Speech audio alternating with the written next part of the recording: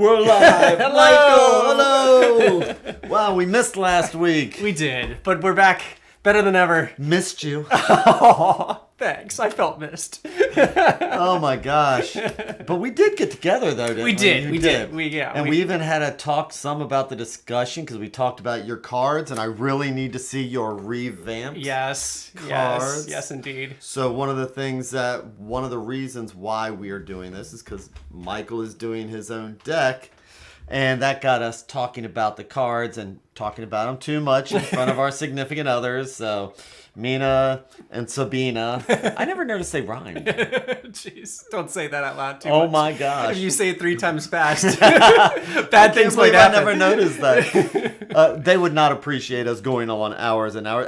As displayed while we were eating tacos. They're like, really? But we do. So that's why we did this, and that's why we're doing this. Yes. So we decided we weren't going to talk about the cards until we get together. So we haven't talked about the Fool. The Fool. We saved the best for last. Yeah, Mina and Sabina talk about the Fools a lot. Oh boy. I know. That's our own podcast. Mina and Sabina. Oh, I know. Don't say that to them. They take they'll call us the fools. Oh my god. Yeah. Yeah, like we'll be allowed in the bedroom. Hello, Terra Vita. Yeah, the tacos were actually good. A little place here in Rockville, Maryland.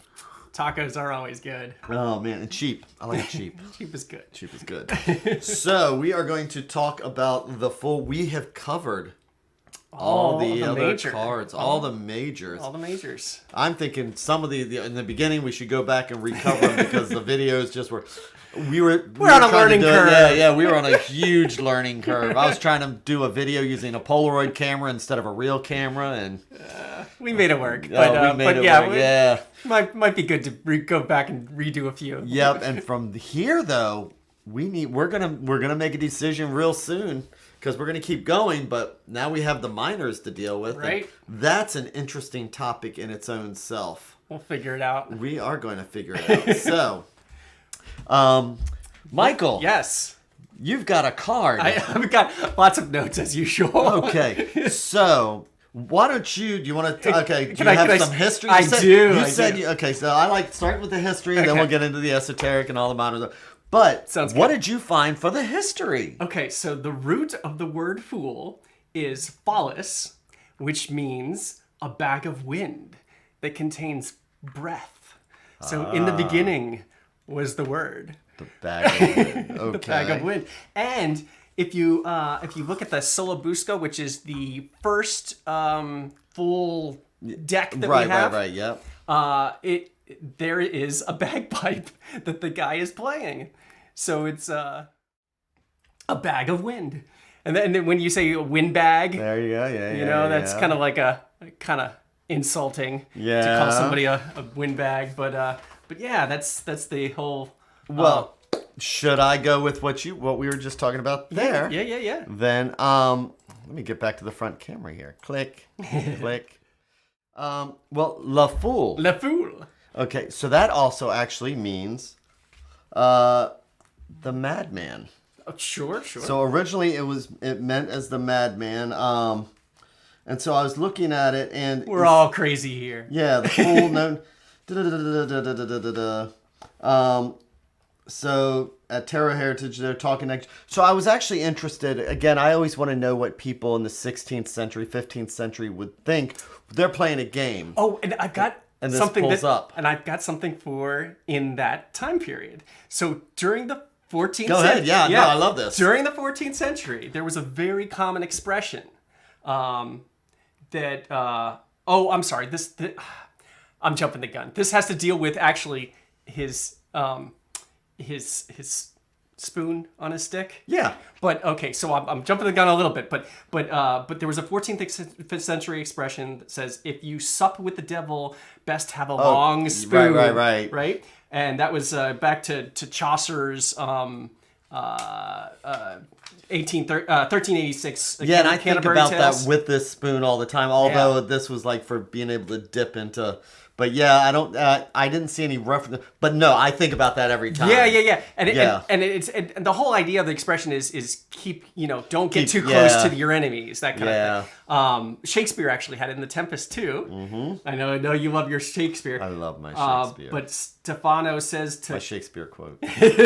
But Stefano says to Caliban, "This is a devil and no monster. I will leave him. I have no long spoon." So... he's no fool. Exactly. He has no long spoon. So in the 16th century, the time the tarot was invented, the mentally ill went into two categories. There was the dangerous, raving madman, who needed to be confined for everybody's safety, and then the innocent, childlike simpleton, which is what we're looking at. And yes, the wise fool. Well, we're looking here at, they're not thinking about the wise fool. They might. Possibly. They might but sure. Well, Socrates was considered the wise fool. Well, so was, And Jesus? No. The Greek, Diocles. No, what's his name? Oh, the one that why am I blanking out? Yeah, at the Oracle. Oh yeah, and the one that Alexander, he's like, hey, Alexander, well, yes, please get out of my son. Why am I forgetting? Somebody will remember who that is. Yeah, the one in the barrel. Oh, yes. It starts with the D. I know, yes, but most people though believe that mental problems were caused by excessive cold and damp humors that thickened and slowed the brain fluids, making one dull-witted and susceptible to demonic possession. They were being born under an unlucky star and could also be a factor. And they also afflicted. Those balancing the bile with the humors. The humors, exactly. Yeah. All that stuff, you gotta have it all in balance to not go crazy. And so those so afflicted, more leeches, had no legal rights and no obligation to family or society. So as far as legal rights go, they were also given license because they were the simpletons and the fools. Right. And that's where you hear about like the king's fool, the license, the fool's license, to the expectation. Sure. That he's going to be a fool. And a lot of times a village or a town would take care of somebody like that. The village church idiot would take care of somebody like that. Yeah, sure. But a lot of the fools that we see, the question is he really a vagabond fool like that, or is he a jester type fool? Right, and if he's a jester, he's he paid. A juggler? Right. The word joker comes from a French word, I forgot exactly how it's pronounced, but it meant juggler. Right, but and they would juggle, but they would do lots of things. They would they're basically the Netflix for the 14th century. Right. They would entertain, they would sing, they would clown around. And that's why they're dressed all motley. Exactly. And they have the bells and all the things like that. Right. And then, of course, there was also the Feast of Fools. Right. Did you read about that? A little bit, yeah. Where the patriarchy would get one day to be sinful and foolish. They would be sinful, foolish, and they would crown a fool as a bishop or some higher ranking person in the church, and he would be, the thing is that we're all run by fools anyway. So yeah, it was like a Saturnalia, a full day of license, which got banned ultimately. Apparently the church did not appreciate it. Well, it's only so much poking fun that you can take. But in that line of thought, the fool is one of the few that can get away with poking fun at the higher ups. Right, and Shakespeare really does point that out. Absolutely. So Twelfth Night, I have another reference where I know you love the Shakespeare, so I made sure to dig those up. His name is Feste. Okay. In Twelfth Night. So what about Feste? I believe it's Feste. I'm pretty sure it is. I love Twelfth Night. The jester's described. I'm not sure who he is. You know better than I would. It is Feste. But the jester's described as wise enough to play the fool. Yes. So it's just that wise fool idea again. That like he's innocent, he's a clown, but he might be the wisest man in the room. Well, a lot of times that's exactly, especially in King Lear. Yes. Yeah, where the fool has the full license. It has the license, and it's even mentioned at times, again, who is the fool. Right. And Yeah, so the Fool plays a lot of roles in various different Shakespeare plays. So the game of tarot. So Yes. I was kind of curious about, okay, so we know it's a game. So Oh yeah, so here's the thing, right? share with me. Okay, so the greatest trick when you think of the greatest trick, which the Fool is, he's the beyond numbering. I love your enthusiasm. Right? Okay, go ahead. Okay, but I'm going to check and make sure we're on the same. Yeah, I'm saying because I think you're going to say the same thing I was, but no, I like your enthusiasm. No, go for it. Well, I am pushing again towards the esoteric. With Well, the whole, no. Let's stick with the game for a second. I'm combining the two. So the whole idea of the Fool's ability to create everything out of nothing, is the. You're confused? No, not at all. No, Okay. no. I was just gonna explain the game itself. Right. But Well, let me explain the game. Okay, then. okay. Okay. So the Fool, he was also known as the Excuse, right. because he's an unnumbered card that excuses the player from following suit or playing a trump in some variation. So it's a trick-taking game. And the person with the highest card gets the trick. but nobody beats the Fool. Right, and that acts, and so the Fool acts as the strongest trump. Yep. The Fool, and one thing that's interesting is that somebody had mentioned that the Fool is actually outside of. What's that? Oh no, I thought there was a note there, but there's not. Oh, and somebody's saying, hi from Louisville, Kentucky. Am happy to be here. Well, I am absolutely ecstatic. We're happy to have you. We're doing this for Carla. This one's for you. And Terravita.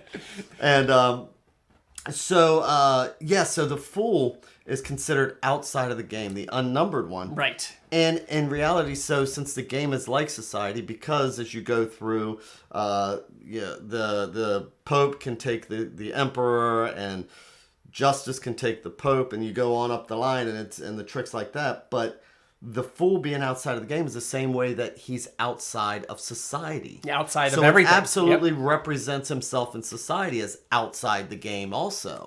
Yep, exactly. And he's given full license. So you're playing a game and in stumbles this Fool, and it's like... He can break any rule. And I thought that was interesting. Absolutely. But it's that, but the whole idea, well, I'll get into the esoteric stuff later, but that plays really into that, so remind me so that I touch on that again. And I was looking at the Britannica Encyclopedia. So the typical Fool's trumps the 1 through 20 and 21, and the four. So the four kings are worth 5 points and are higher than the rest. So the Fool actually has more points than any other card. That's why it's called the Fool's Game. I mean, Taroshi. I mean, Min Chiadi I think translates as the Game of Fools, or the Game of Bullshit or something. I don't know, but it's it's the idea is that it's the whole thing, the Fool's Journey. It's always the Fool that is the most important, and it's because he's neither part of the major arcana or the minors. He's his own thing. Like Uno. Uno. Right. But so it's interesting. Austrian and other Central European games, it acts as the highest trump. In effect, it's card 22. Right. Though not actually numbered. And so that's where we start getting into all the esoteric, because there's such a battle on where does the Fool go. Right. And our friend Oswald Worth, who we both love, esoteric, he placed the Fool at the end. Right. And a lot of people do. I'm just gonna flip through the cards here and then because I really I can't wait to get into it. Okay, okay. So I just wanted to point out that, for example, we have, even in the 1603, before tarot even comes around, we see the madman with the feathers in his hair because he's lightheaded. He is light brain. He's bird brained. Yeah. So, and he's seen. But I can also read feathers as accomplishment. Like you put a feather in your cap, you know, that kind of thing. So Yes, I know. I'm sure the Duke of Milan would appreciate you saying that. Right. I understand that in this connotation, they put the feathers in the madman's head, lightheaded and all that. And the bad man? The madman. Oh, the madman. Or the badminton man. That too. Like this guy's wearing, they're wearing a bad. He kind of looks like that. Yeah. And then, so that's, even this is 1305, so it's already really popular. Yeah. And absolutely feathers, yes, are connected with nature. And so a lot of cards, as you go along, will reflect that. But then here's where we have the Visconti, and you've got the Visconti. And the feathers Charles again. VI. Yep. So the feathers and the Charles VI. Oh, we got that one. Hold on. Let's see. Yep. Charles VI. Yep. And so these are some of the very first ones that we have. These were vanity cards that were hand painted so that people could play this game. And you'll notice that, as far as exposing themselves, this was never seen as a sexual thing back then. Right. It was just a foolish thing. He's not smart enough to pull his own pants up. Right. Walking around in his underwear. Right. Walking around in his underwear. And when we go further along, we'll see that actually his tunic, where a lot of tunics would actually come down to here, he's just wearing one that's way too small. So we have, this is one of the oldest ones that we have, which is the Visconti. Mm-hmm. And then we go into the Mentigna. Oh, I didn't bring that one. Oh, you didn't? I thought you were. That's why I brought it here. Yeah. So we can see that we have our fool here. He's just kind of like a little wanderer. But you did talk about the Salabuska. I did, yes. Which is the motto from 1493. Yep. With his bagpipes. With his bagpipes. His bag of air wearing or the feathers. breath. Yeah. And he is the entertainer. Yep.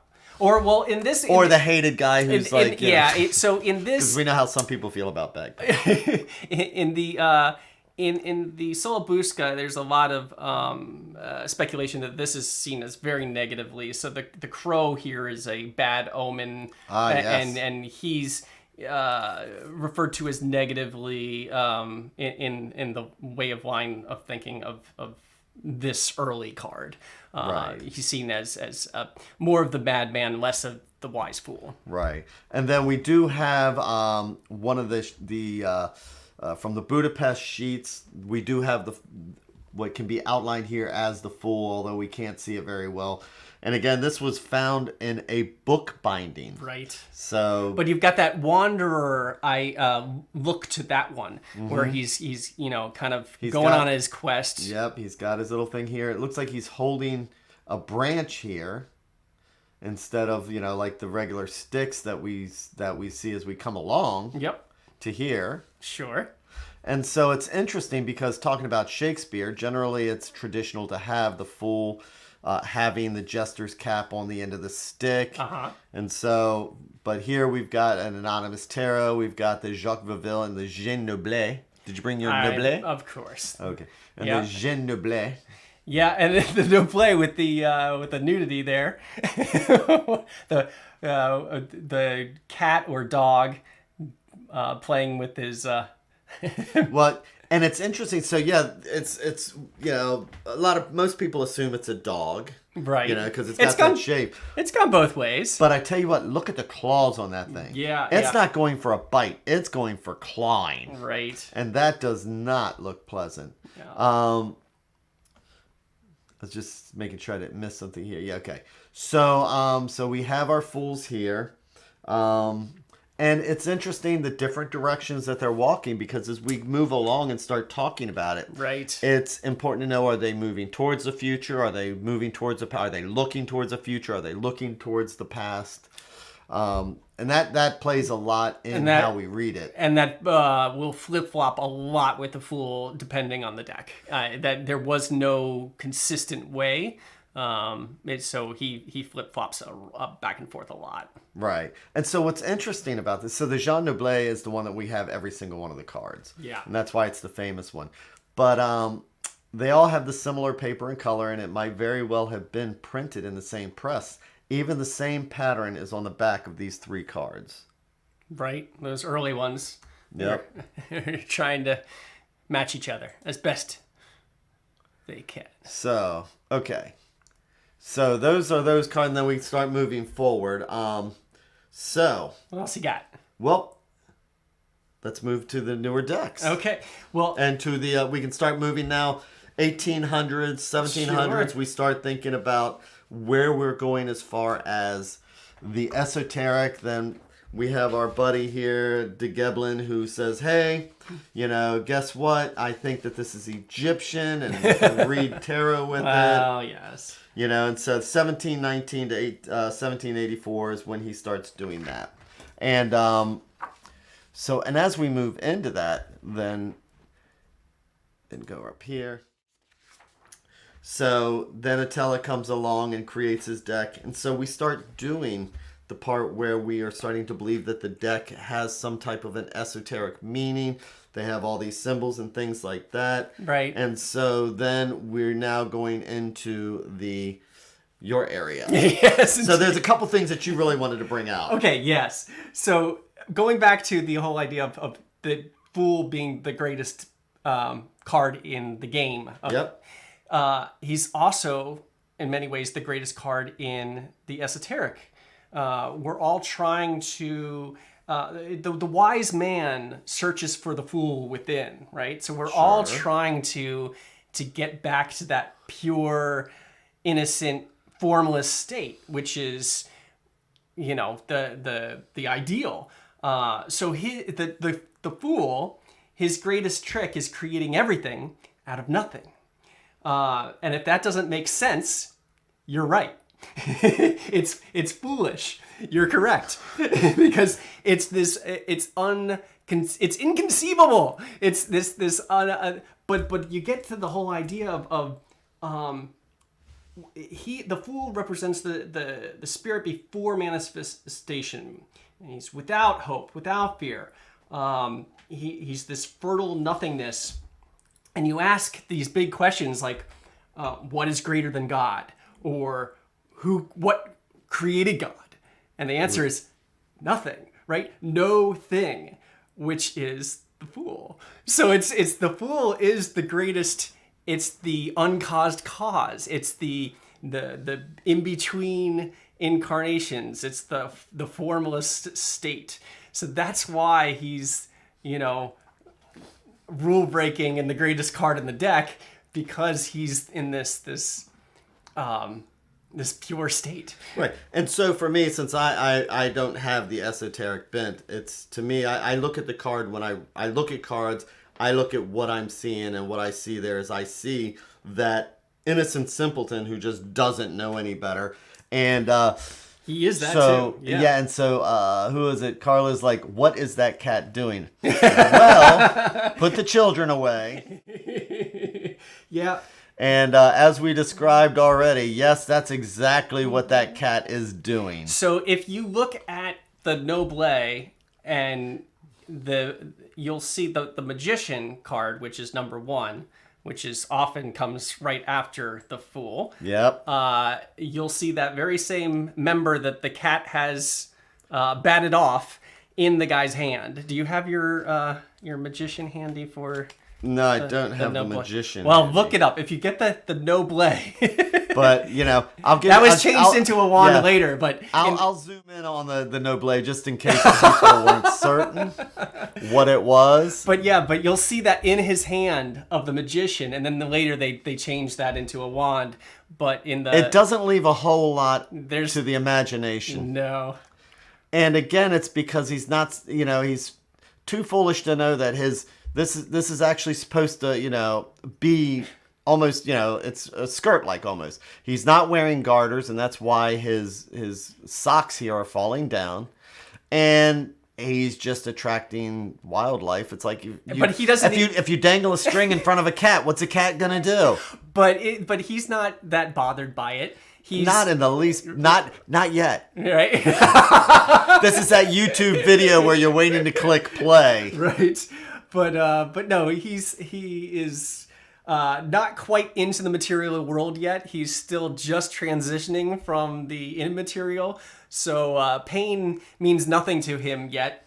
But you're right, it's coming real soon. Right. Well, and when I see it, so when I look at this, and here's where it gets cleaned up a little bit later on. So this is the 1700s here when we come up to the Dodell, and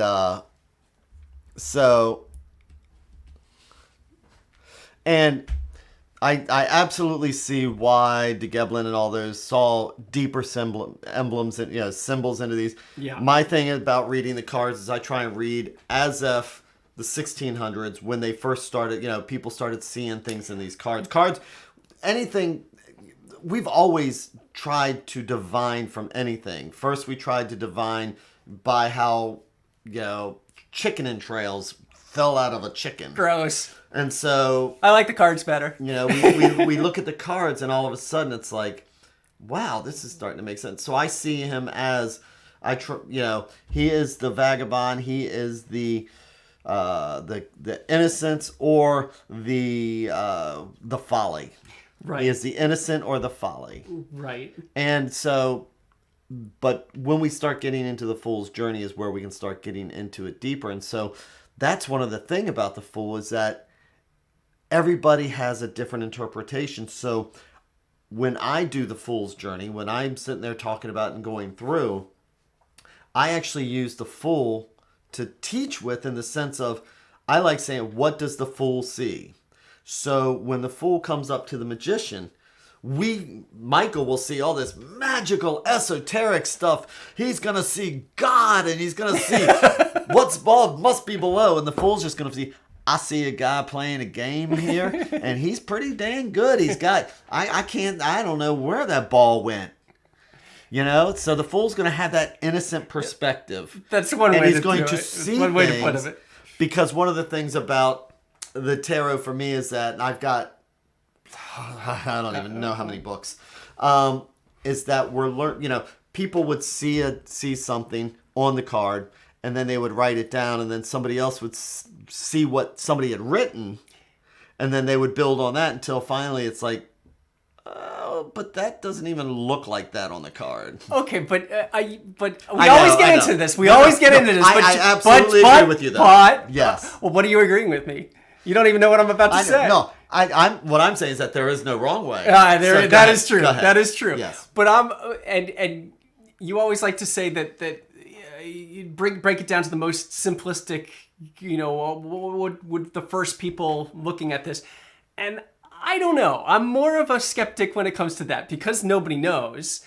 I like to imagine that that maybe not everyone was simpletons, that maybe some people had other ideas. Well, I know, and I didn't say everybody was a simpleton back then. I know, but I'm just like, but Socrates was old news by then. So so these ideas of the wise fool were in the zeitgeist, Oh yeah. Oh well, absolutely. Again, just read Shakespeare. Right, exactly. Exactly. And that's going to tell you right the off wise the bat. The wise fool is known. The idea of him, walking off a cliff, it's a stumbling big first step into this material world, into the rest of the arcana, and so that's why I love placing him between the majors and the minors, because he's going from these larger forces and going into the day to day, and it's like a stumbling like. Oh, but that's what the real world feels like. Oh, wow. And he comes in innocent looking at the white rose, but then, falls off the cliff and realizes, oh, wow, this is the material plane. The cliff never even came into... That comes later. I know, but it's Wade who's like... So he's following the Golden Dawn, and the Golden Dawn sees it more as the childlike thing, and with the butterfly. Right, but the whole idea is what, if you're leaping into this new phase of life, but are you willing to leap? Only a fool would, like, life is pain, right? Let's be real. I mean, life is full of pain. So why would you willingly choose to incarnate into that? Only a fool would.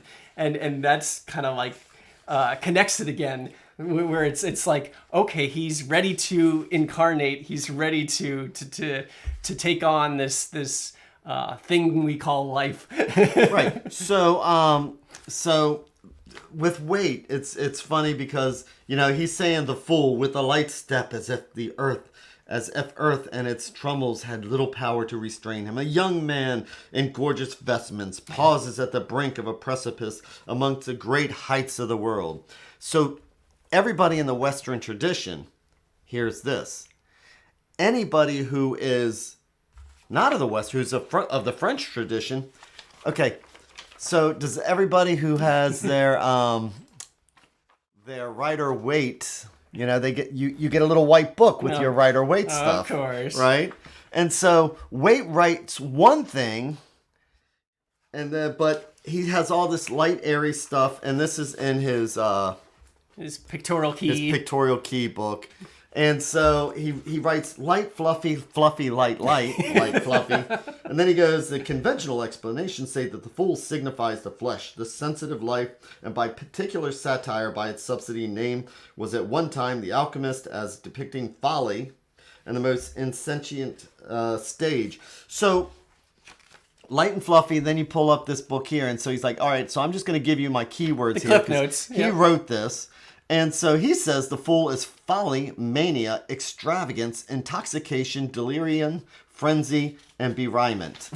That is the French, that is the Italian tradition of what the fool means. So even though Waite is going with the Golden Dawn, he's still writing. Paying tributes to what came before. This is what he's saying when you're reading the card. Right. So it's just, it doesn't quite play out with that little light, fluffy thing that he's got there. Well, Waite had lots of contradictions and oh, I know. Things. Well, he goes into in his manual, the Grand Orient had a curious suggestion Which of was the him. office of the mystic fool. Yeah, so whenever you see Waite talk about the Grand Orient, if you ever pull up these books, because Waite will tell you how great the Grand Orient's books are. He is the Grand Orient. Yes. He's the one who reviews his own books to tell you how good he is. Yes. Which, that's a good idea.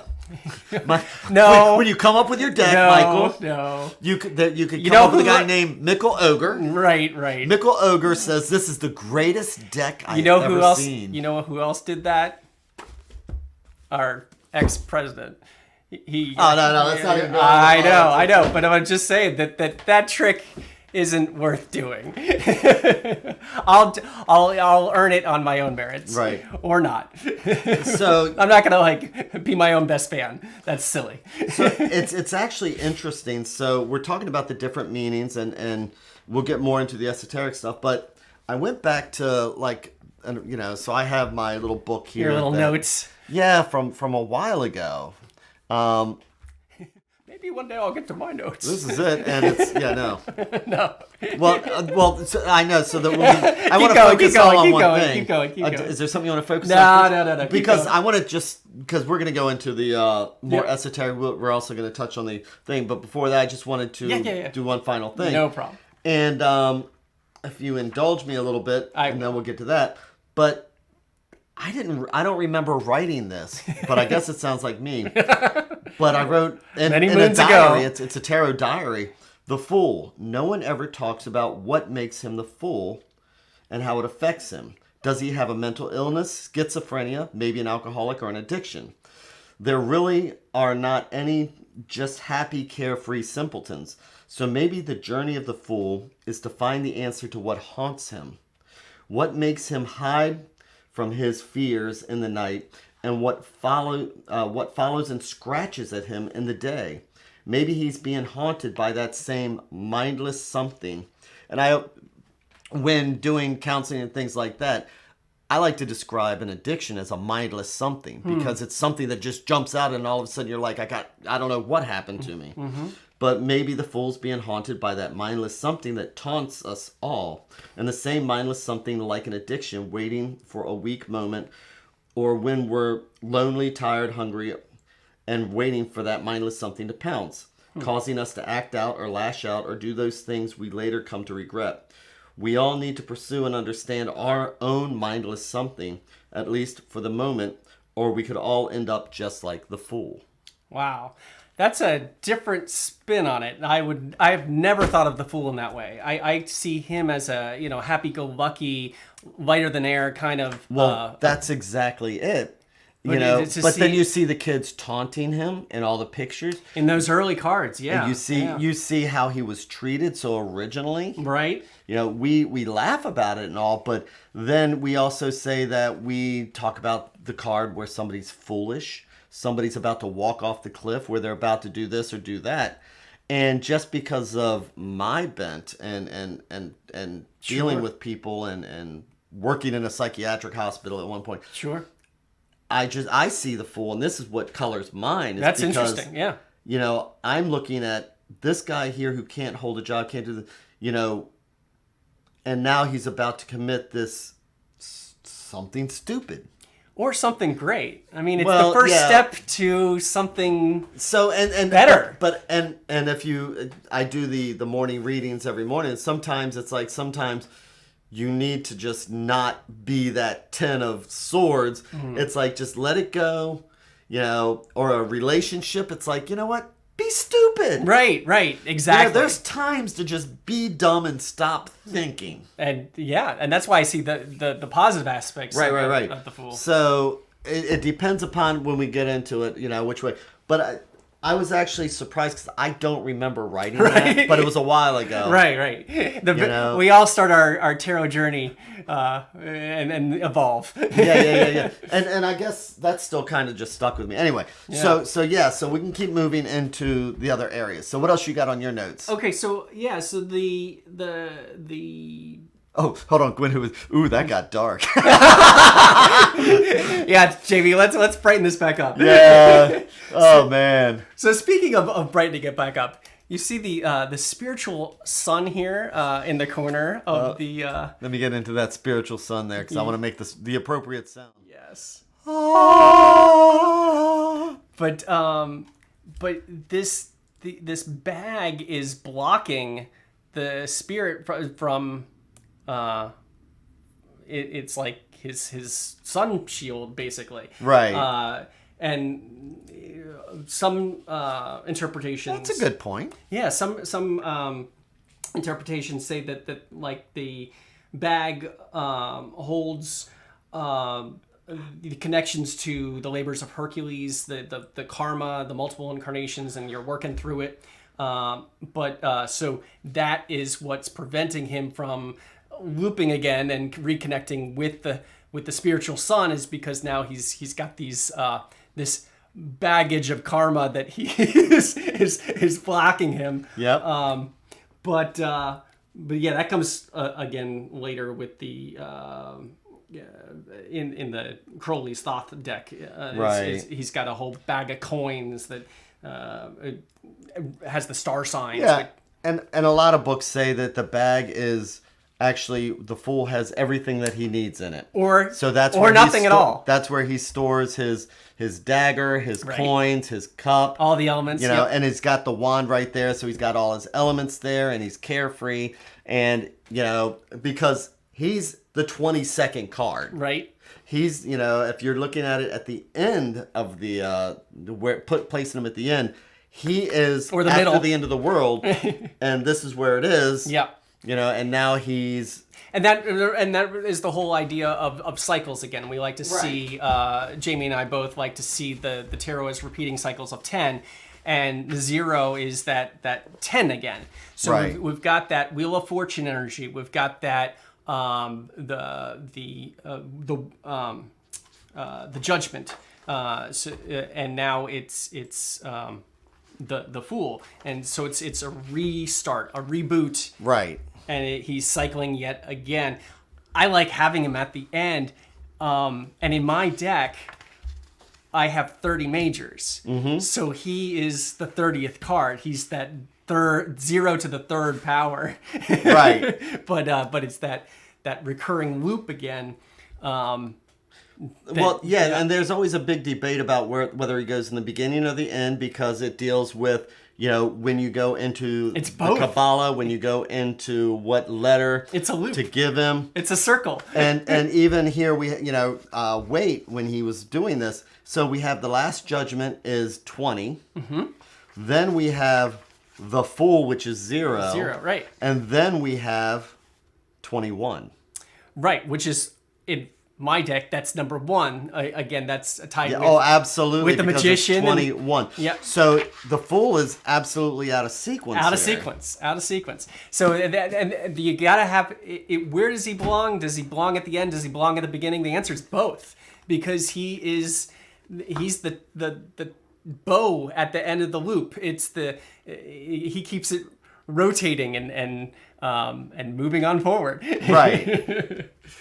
But moving back to additional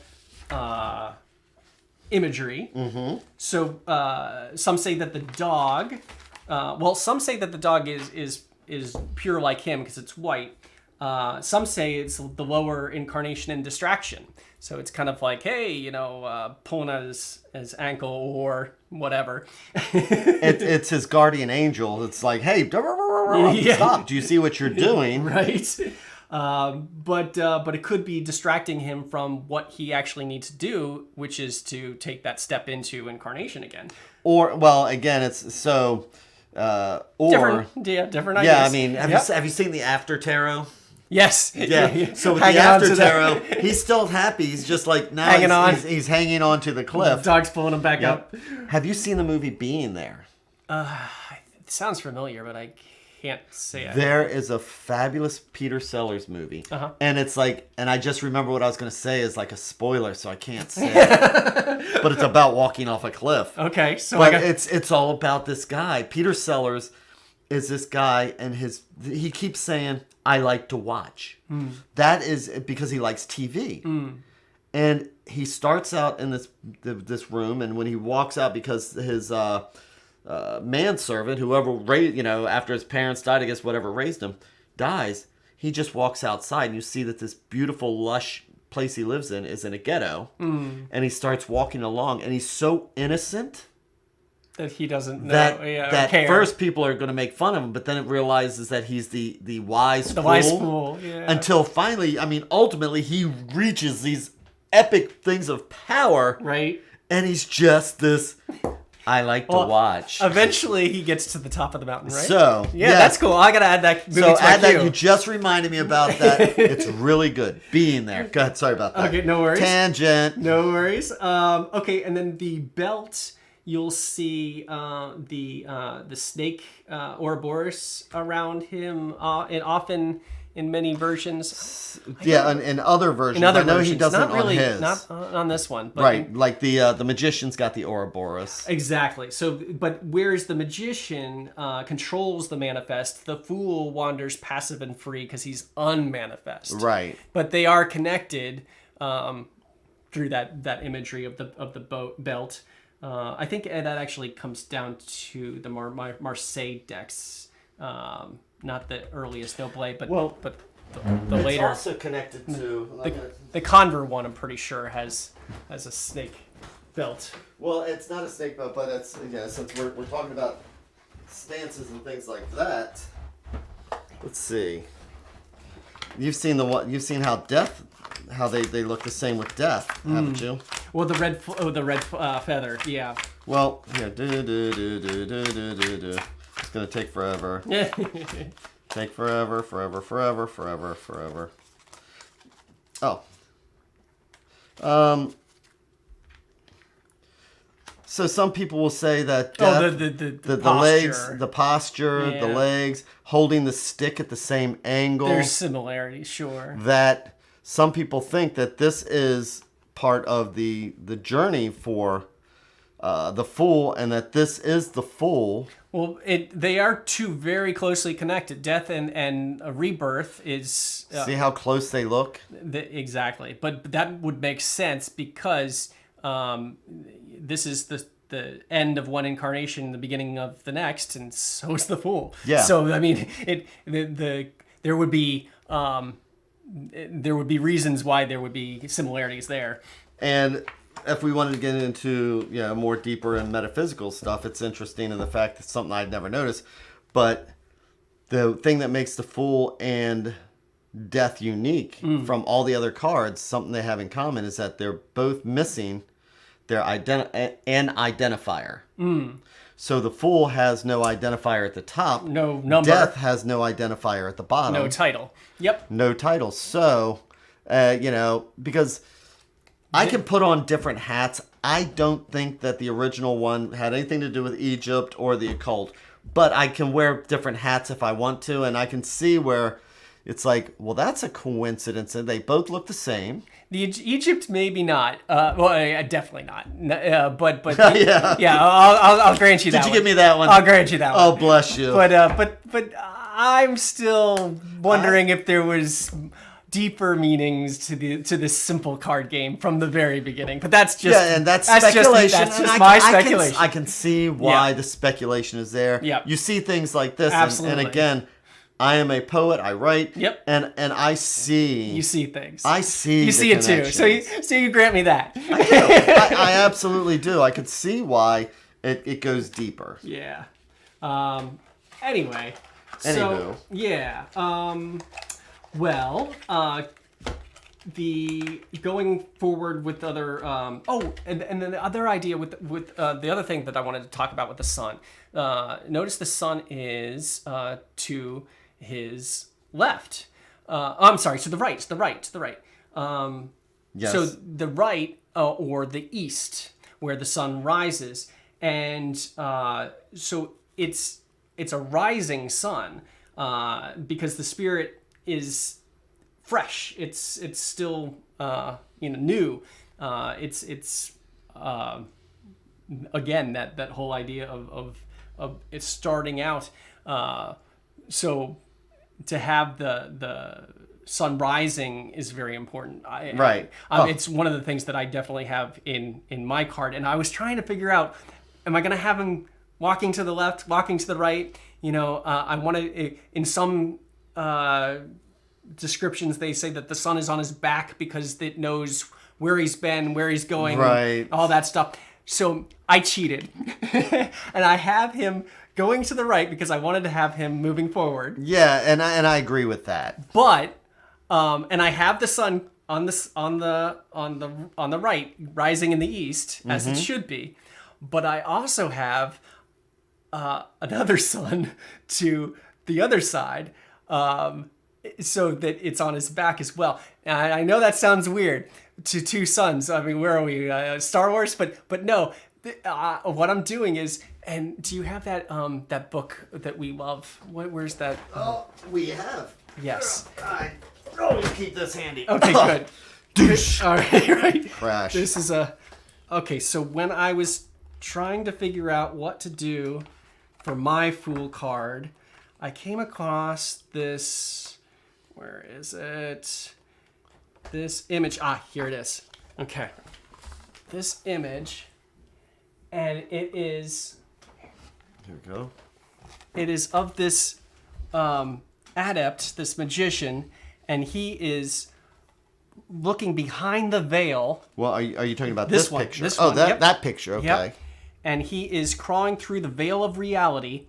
So here is like this other world, and this is our world, and he's peeking through, right? Right. So for my card, I was very inspired by this. So for my Fool, I've got this same kind of idea with the being split. So I've got the sun on this side on his back, and the Fool's walking through into this new world. And I haven't seen this one then. And You've changed your Fool. I have changed a lot of the cards, which is why you need to see the update. I need to come and see him. But wow. he's walking through, and he's got the sun on that side too. So that's my cheat. But yeah. So I was very much inspired by this for my Fool card. I can totally see that. I can totally. That's so instead cool. of peeking through, he's jumping through. Right. but yeah.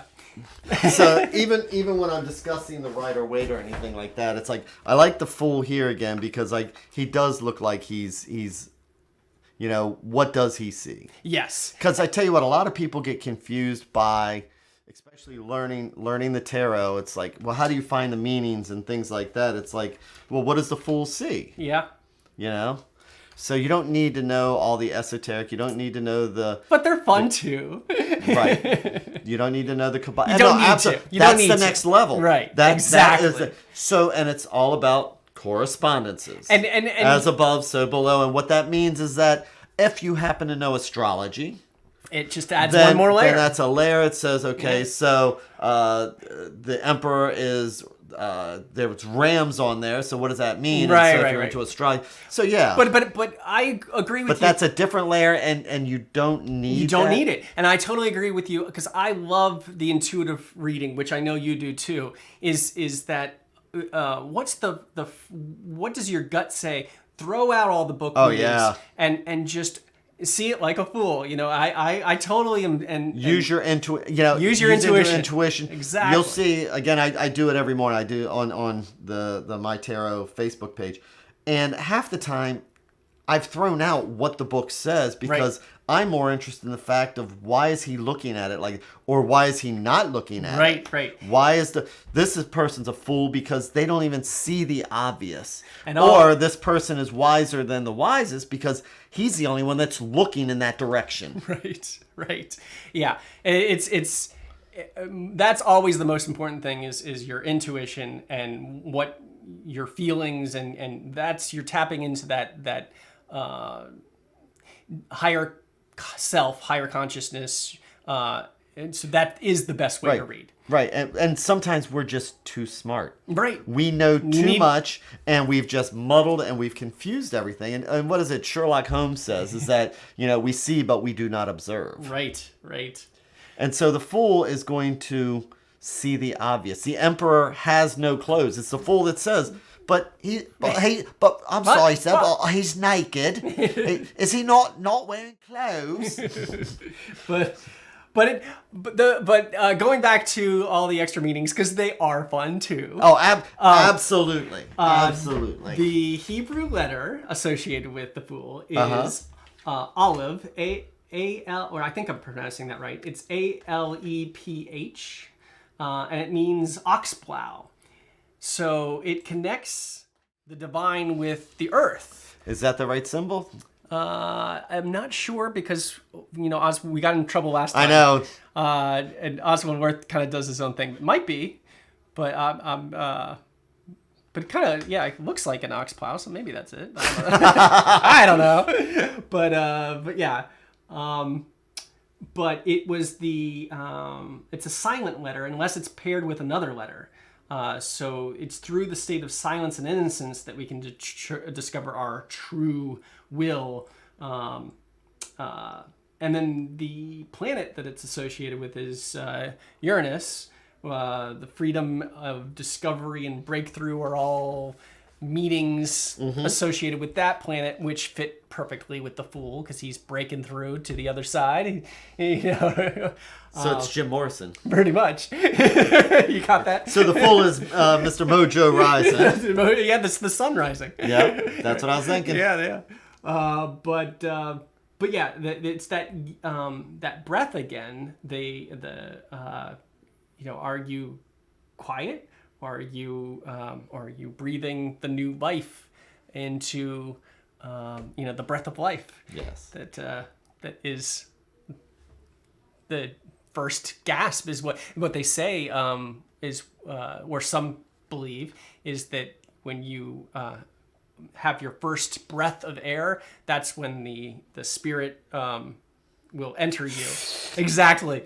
Well, yeah, supernatural. But before then, the fetus is just it's just growing or whatever. But then the spirit, your higher self enters you with the first breath, and you're in the incarnation of this world. But anyway. So you get possessed and taken over. Well, it's not possessed by yourself. It's just So until then, you're just a golem. Right, pretty A much. homunculus. Something like that. I always love the word homunculus. It's like, what the heck does that even mean? But, yes. So, let's see. Oh, can we talk about Crowley's? Oh, yeah. And then we've got just a few more minutes. Okay. And then, I do have Try not to take too much. Yeah, and the Fool is bliss. I agree with that. Yes. So Crowley's Fool, instead of going to the left or the right, he's jumping right forward, and he is got the green on, which connects him to the Green Man. The Green Man, yeah. Pagan god of spring. Lots of yellow in this card, which is the connecting to, again, the life, breath of the divine, creative energy, the sun. The sun's right there, actually, on his genitals, right there. And he actually labels this card. Yep.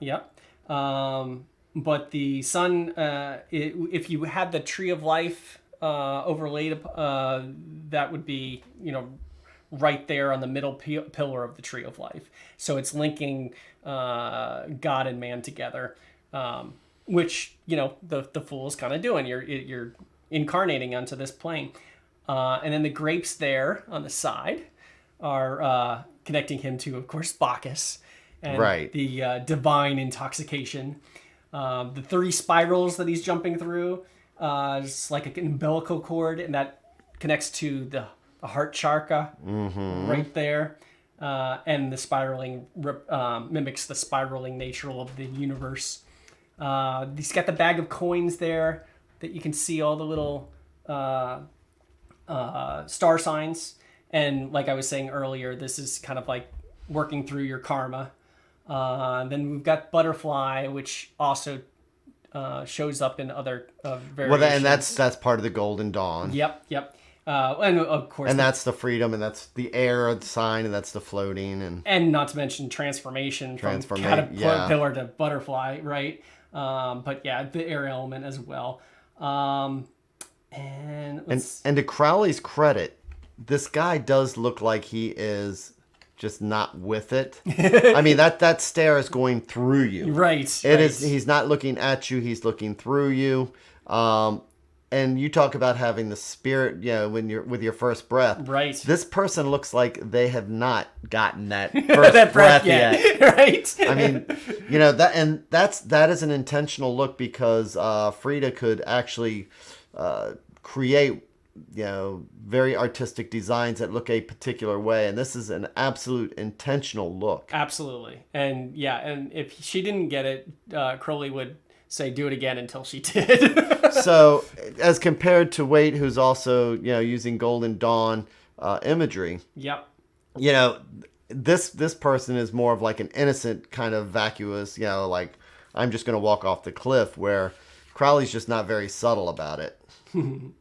Oh, Crowley. Yeah. Yes. Oh, and okay, but and then the other thing.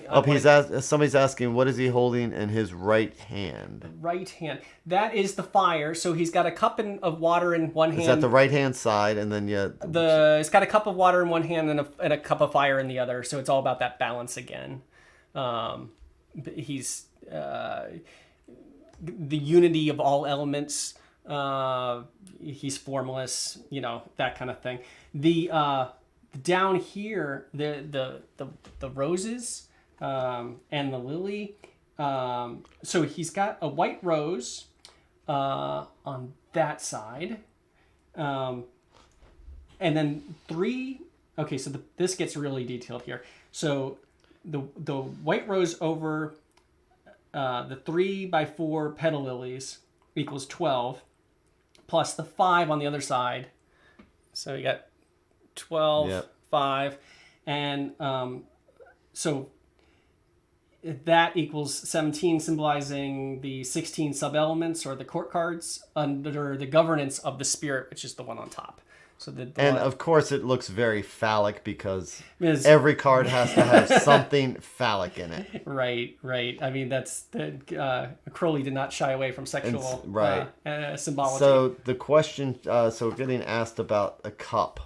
The cup, yes. And so we see his hand there. Yeah. Do you see the cup here where the dove is kind of coming out of it with the water there? He's holding. That's the cup. Right. It looks like he's holding a diamond or something right there. It's a very geometric cup. That's kind of like the base of the cup, basically. Yeah, this is from the Art Deco period. Yeah. And moving forward to Oswald Worth's card. Yeah. A lot of decks, a lot of the occult decks will include the crocodile. Yep. You see it hiding there. Which is harks back to the Egyptian. To the Egyptian ideas, yep. But also a little bit more than that. So it could be, the crocodile god Sebek, the destroyer, which is interesting because he's also a healer of the deceased and a defender of the innocent. So all those things are very, very appropriate for the Fool. Innocent, deceased. I mean, these things are, yeah. But in addition to the whole idea of I'm sorry, what were you going to say? Oh, no, go ahead. In addition to the whole idea of the crocodile destroying, obviously eating him if he doesn't fall off the cliff, the crocodile will eat him, that kind of thing. But in addition to seeing him as a destroyer, he's also a healer. He's also a defender of the innocent. So it's these ideas that are the pure Fool that connect it. And so I did throw a tiny little alligator on my card too, cool. As a tribute. So Oswald Worth, I really like. I like using this deck for reading. I'll use this deck often. If Waite had not come along and written his book and done everything, I truly believe that this would have been the deck that would have gained popularity. Yeah. And it follows a lot of the traditions, but this guy's got kind of like a bestial face. Yep. But he's got the Marseille style. He's got his stick. Got the cat here, but instead of going after other stuff. Yep. The baggy. He's got all the things. He's got the wilted flower. Yep. Yeah. He's all the things that Oswald Worth definitely paid attention to. All the symbology. Yeah, and this is actually from the late 1800s. This is before Waite came out with his. Yeah. But yeah, other connections would be the Parsifal, the pure Fool who wins the Grail, would be another way of connecting to the Fool. How Percival, the story of Percival. Yes, that's the one. Where only the innocent, the pure gets the not Lancelot. No, sorry, Lancelot. Yeah, but also. Oh, now I'm gonna have to watch the Monty Python. The Holy Grail. Yeah, coconuts. But and also Don Quixote. So the wise fool, you can see him as the fool as well. He's that kind of slightly mad state, but yet he sees the world so much clearer. He's non-judging. He sees the best in people. He sees the prostitute as a fair maiden. Right. His valiant steed is just an old plow horse. Right. I love that story. I've read the book. The book is one of my favorites. To follow that star, but I mine as well. But yes. Anyway. Okay, so it is that time because it is now. So one thing that we like to do is take a look at the cards in an actual reading, in an actual setting. See it in action. So do you have any particular deck that you would like to use? You tell me. We pulled out the Worth. It might be, but that's not I think that, I don't know. What do you think about the Noble? Let's or the Dottle. The Dottle. Yeah. The Dottle, because I've got it here. Yep. And I think like that's that a good one. Expressive one, yes. Yeah. This is one of my favorites. I do like the Marseille. Oh, and another thing for my deck is he will look very Marseille-like in my Fool. Oh, yeah? Yeah, he's got the spoon bag. He's got the jester outfit. He's got the dog pulling down his pants. He's very Marseille, but it's also very esoteric with as I described earlier. Right. So when I see the Fool, if I'm doing a reading, then it's like, what direction would we want to go with this? So we could treat it as like, is he being foolish, or is it, I see him as moving from one incarnation into the next, but you tell me. Okay. So the Fool card, so how do we represent the Fool? Then the Fool is wow, I have not come up with a spread for the Fool. And so that's interesting because all the other cards, I've had no problems coming up on the fly for spreads. Right. But when I see the Fool, it has got so many potential. layers. I know. Well, it's so many layers. Yeah. Because I'm gonna just and we'll talk about it for a second, but I'm gonna say we have the Fool here in the middle. Let's let the Fool tell us what the spread is. You know what? Let's just put the cards down and just do it into. Let's see what it says, and then we can figure out what it means. And the Fool is obviously going in this direction. So where is he coming from? And so the Fool is walking away from the Knight of Swords, who's got his back to him. He's got his back to him. He's going towards the left. And the Knight of Swords is somebody who thinker. Well, quick thinking, but sometimes maybe overthinking. He reacts. Yeah. Sometimes he can react without enough information because the Knight's a young guy and he's acting without information. That's true. The Knight power. So the Fool is smart enough to say, you know what? You go that direction there. If you really believe it's that strong, I'm just going to leave this situation. Mm-hmm. So I'm seeing right here that the Fool's advice so far is that if somebody seems to be acting rashly, then you need to walk away from that situation and take the Fool's advice. So what is the Fool seeing? Right, and thinking. Let me get two cameras. Would you like to see also what we're saying here? But the thinking here, sometimes you need to shut the brain off, right? So instead of galloping off because you've got this idea, right? Sometimes the Fool is saying, it's better just to walk away, right? To turn off and tune in to what the universe has to tell us, and what does the universe has to tell us? Okay. Anything goes. and just accept chance. Exactly. So the Knight of Swords expects certain result. They expect results, something exact, and this is saying you can't. Life's not like that. You don't have enough information. You don't know. Right. You need to be able to walk away from it and go with the flow. And accept things. Yeah. So again, and I love the Marseille decks in particular because they are so expressive. This is somebody who is so certain, and he looks so certain. Yeah. And the Fool is saying, you know what?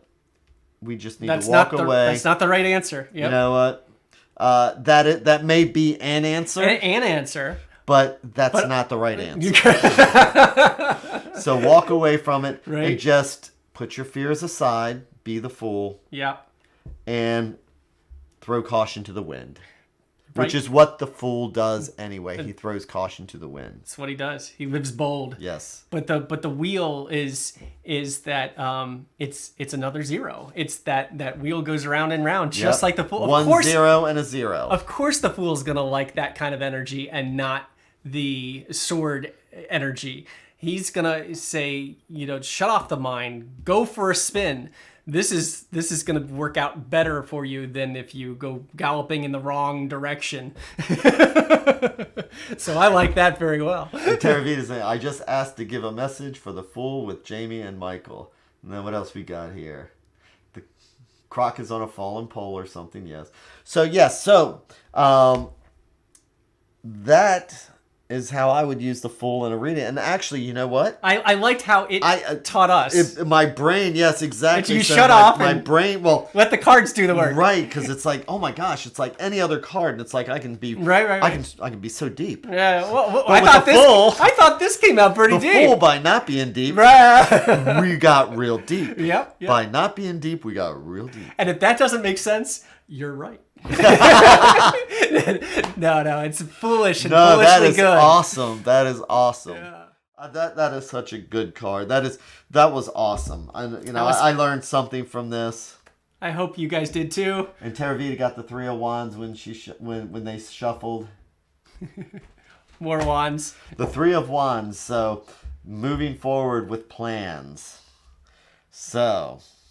So planning for the future. Yes. What are we going to do next week, Jamie? Well, next week we're going to, and it will be amazing, won't it, Michael? I don't know. Yes. Yes, it will. When we display what we're, everything we were, yep. Okay. I agree. Okay. I agree. Next week is going to deal with the minors.